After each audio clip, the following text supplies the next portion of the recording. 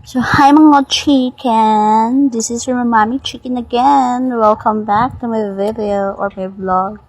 So, karong video is mag-voice over na po ta. So, kanisya, si Daddy Chicken is tawagan na hindi papilitan ni Daddy Chicken si Baby Chicken. Kay ang finger ni Baby Chicken is nakabig daw kuno. So, meaning, nagkuko siya ba? So, dili siya straight.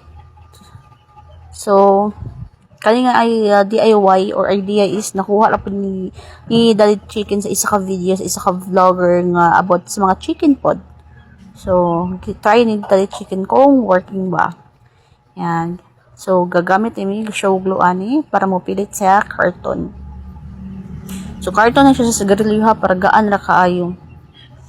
Ano.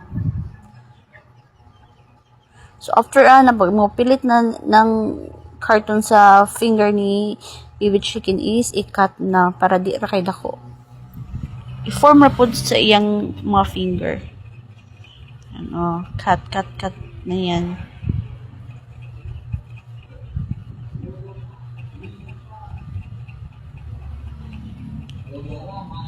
Dapat careful gid para di maapil pod ang kuan, para di maapil og gunting ang mga finger ni Baby Chicken.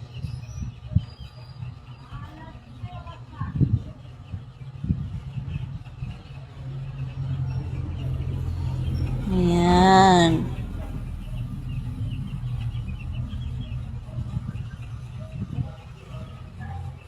So, after kung effective bagyo na mo na po na ipakita sa next video, no? Kung maulian magid ang mga kuan, ang mga tudlo ni Baby Chicken. Kay ang sa left side, bitawan na ni Baby Chicken is grabe gid lagi! Kako. O, diba? Nakichismis, nakitanaw po na akong baby panda diya, o. Diba? Akong pretty baby panda. Yeah, the finished product of the right side, of the right feet. Oh, na-stress si Baby Chicken, nakalibang good.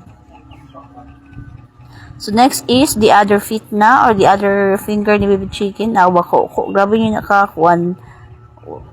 Ko ng kuan ni Baby Chicken sa ihang left side. So, naglisod si Daddy Chicken, ana. Yan. Pwede pang cry ni Baby Chicken na kay init bi kay ng show glue, no? Show glue mo gigamit na kay para mo pilit na gid siya. Kay kinsa man to nagagamit og kuan show glue, kabalo gid mo sa feeling kung unsay feelings nga mapilitan na ng show glue. Kay di na para sa skin.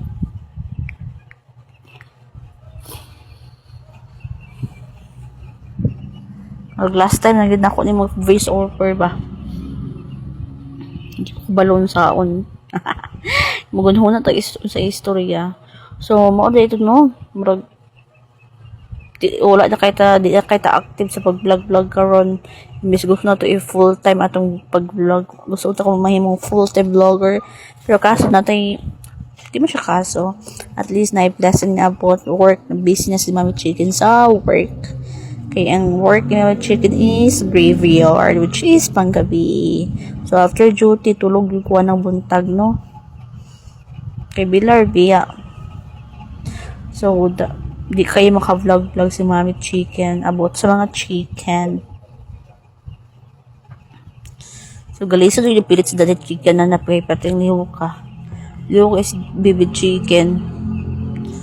Yan. So, pilit na siya. After ikat na po balik ni Daddy Chicken para ma-form na po siya sa iyang finger.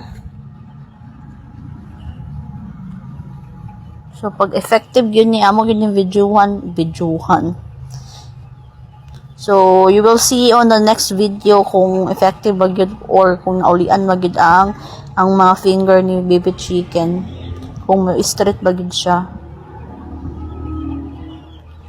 Maog yun na.